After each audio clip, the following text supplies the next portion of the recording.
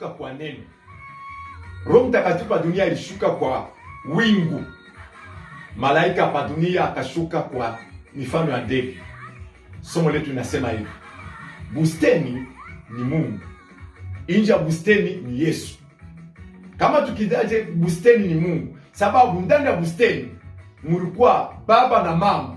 Ule alikuwa mwenyekiti wa sheria kubwa sana, alikuwa ni baba.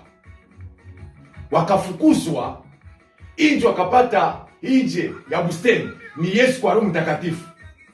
Baba akapewa maneno ya kwenda kuhubiri, Mathayo sura yake ya 28 na mstari wa 19 mpaka 20.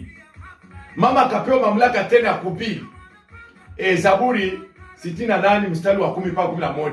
Akakuwa mama wa kitaifa kuhubiri kwa makanisa mengine. Yaani nje ni Yesu ya bustani, ni Yesu ambazo kila baba na mama tunakuwa bapika vita, watu wakwenda kupeleka habari njema. Amina.